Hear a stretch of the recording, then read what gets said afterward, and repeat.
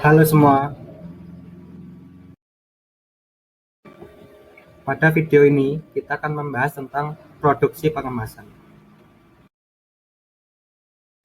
Apakah yang dimaksud produksi pengemasan itu? Berikut ini adalah pengertian pengemasan produk menurut para ahli. Yang pertama, product waste.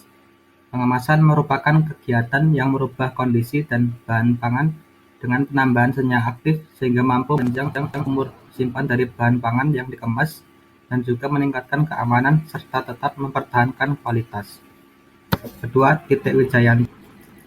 Pengemasan merupakan upaya yang dilakukan oleh perusahaan untuk memberikan informasi kepada setiap konsumennya tentang produk yang ada di dalamnya. Yang ketiga, Ayorini dan Rusfian. Pengemasan adalah kegiatan yang dilakukan oleh perusahaan yang terdiri dari desain grafis, informasi produk, serta struktur desain. Berdasarkan pendapat para ahli tersebut, maka pengemasan produk merupakan salah satu cara pengawetan suatu bahan produksi karena pengemasan dapat memperpanjang umur simpan bahan. Selanjutnya, kita akan membahas mengenai fungsi dan peranan pengemasan. Sebenarnya apa sih fungsi paling mendasar dari kemasan? Yaitu untuk mewadahi dan melindungi produk dari kerusakan-kerusakan. Yang kedua, melindungi produk dari sinar UV, panas, kelembapan udara, oksigen, benturan, kontaminasi dari kotoran dan mikroba yang dapat merusak atau menurunkan mutu produk. Sebagai identitas produk, dalam hal ini, kemasan dapat digunakan sebagai alat komunikasi dan informasi kepada konsumen.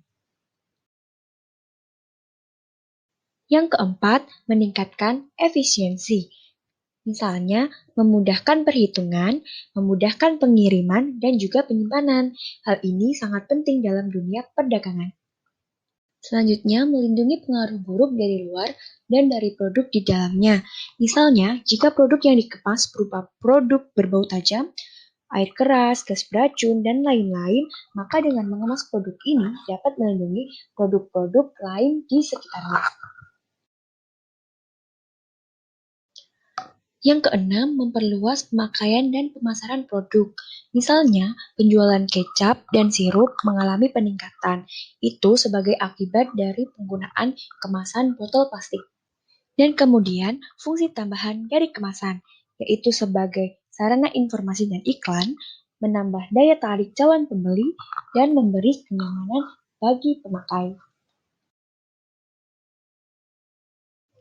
Dan berikut ini merupakan cara untuk membuat pengemasan yang menarik.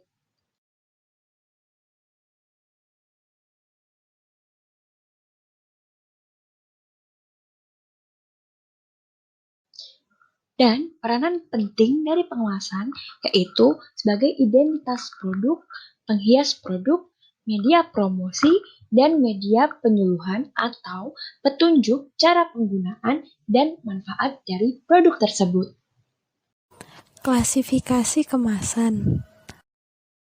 Kemasan dapat diklasifikasikan berdasarkan beberapa cara, yaitu yang pertama, klasifikasi kemasan berdasarkan frekuensi pemakaian. Kemasan sekali pakai, yaitu kemasan yang langsung dibuang setelah dipakai. Contohnya bungkus plastik untuk es, permen, bungkus dari daun-daunan, karton dus minuman sari buah, dan kaleng hermetis. Kemasan yang dapat dipakai berulang kali. Contohnya botol minuman, botol kecap, botol sirup. Penggunaan kemasan secara berulang berhubungan dengan tingkat kontaminasi sehingga kebersihannya harus diperhatikan. Kemasan atau wadah yang tidak dibuang atau dikembalikan oleh konsumen, tapi digunakan untuk kepentingan lain oleh konsumen. Contohnya, botol untuk tempat air minum di rumah, kaleng susu untuk tempat gula, kaleng biskuit untuk tempat kerupuk, wadah jam untuk merica dan lain-lain. Penggunaan kemasan untuk kepentingan lain ini berhubungan dengan tingkat toksikasi. Yang kedua, klasifikasi kemasan berdasarkan struktur sistem kemas. Kemasan premier, yaitu kemasan yang langsung mewadahi atau membungkus bahan pangan. Contohnya kaleng susu, botol minuman, dan bungkus tempe. Kemasan sekunder, yaitu kemasan yang fungsi utamanya melindungi kelompok-kelompok kemasan lain. Contohnya kotak karton untuk wadah susu dalam kaleng, kotak kayu untuk buah yang dibungkus, keranjang tempe, dan sebagainya. Kemasan tersier, kuarter, yaitu kemasan untuk mengemas setelah kemasan premier, sekunder, atau tersier.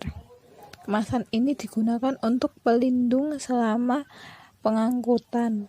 Contohnya, jeruk yang sudah dibungkus dimasukkan ke dalam kardus, kemudian dimasukkan ke dalam kotak, dan setelah itu ke dalam peti kemas.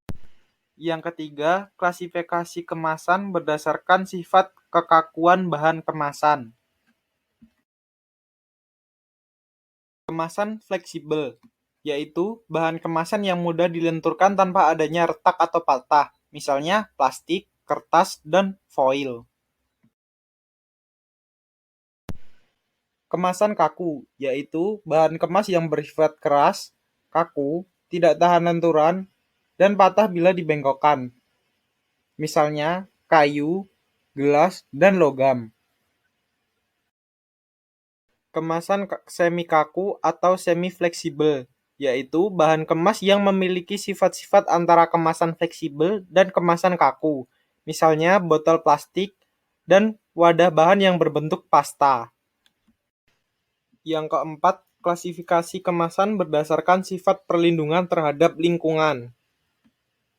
Kemasan hermetis, yaitu kemasan yang secara sempurna tidak dapat dilalui oleh gas, udara, atau uap air, sehingga selama masih hermetis, wadah ini tidak dapat dilalui oleh bakteri, kapang, ragi, dan debu. Kemasan tahan cahaya, yaitu wadah yang tidak bersifat transparan, misalnya kemasan logam, kertas, dan foil. Kemasan ini cocok untuk bahan pangan yang mengandung lemak dan vitamin yang tinggi, serta makanan hasil fermentasi, karena cahaya dapat mengaktifkan reaksi kimia dan aktivitas enzim. Kemasan tahan suhu tinggi, yaitu kemasan untuk bahan yang memerlukan proses pemanasan, pasteurisasi, dan sterilisasi. Umumnya terbuat dari logam dan gelas. Yang kelima, klasifikasi kemasan berdasarkan tingkat kesiapan pakai atau perakitan. Wadah siap pakai, yaitu bahan kemasan yang siap untuk diisi dengan bentuk yang telah sempurna. Contohnya, botol, wadah kaleng, dan sebagainya. Wadah siap dirakit atau wadah lipatan, yaitu kemasan yang masih memerlukan tahap perakitan sebelum diisi. Misalnya, kaleng dalam bentuk lembaran atau flat, dan silinder fleksibel. Wadah yang terbuat dari kertas, foil, atau plastik. Keuntungan penggunaan wadah siap dirakit ini adalah penghematan ruang dan kebebasan dalam menentukan ukuran. Jenis-jenis kemasan untuk bahan pangan. Berdasarkan bahan dasar pembuatannya, maka jenis kemasan pangan yang tersedia saat ini adalah kemasan kertas, gelas, kaleng atau logam, plastik, dan kemasan komposit atau kemasan yang merupakan gabungan dari beberapa jenis bahan kemasan. Misalnya, gabungan antara kertas dengan plastik atau gabungan antara kertas dengan logam. Masing-masing jenis bahan kemasan ini mempunyai karakteristik tersendiri dan ini menjadi dasar untuk pemilihan jenis kemasan yang sesuai untuk produk pangan.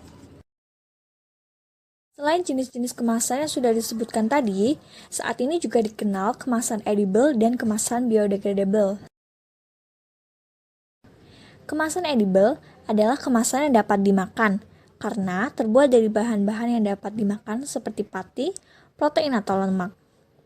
Sedangkan kemasan biodegradable adalah kemasan yang jika dibuang dapat didegradasi melalui proses fotokimia atau dengan menggunakan mikroba penghancur. Pemilihan jenis kemasan yang sesuai untuk bahan pangan harus mempertimbangkan syarat-syarat kemasan yang baik untuk produk tersebut. Juga karakteristik produk yang akan dikemas. Syarat-syarat yang harus dipenuhi oleh suatu kemasan agar dapat berfungsi dengan baik adalah: 1. Harus dapat melindungi produk dari kotoran dan kontaminasi, sehingga produk tetap terjaga kebersihannya. 2. Harus dapat melindungi dari kerusakan fisik, perubahan kadar air, gas, dan penyinaran atau cahaya. 3. Mudah untuk dibuka atau ditutup, mudah ditangani, serta mudah dalam pengangkutan atau distribusi. 4. Efisien dan ekonomis, khususnya selama proses pengisian produk ke dalam kemasan. 5. Harus mempunyai ukuran, bentuk, dan bobot yang sesuai dengan norma atau standar yang ada, mudah dibuang, dan mudah dibentuk atau dicetak.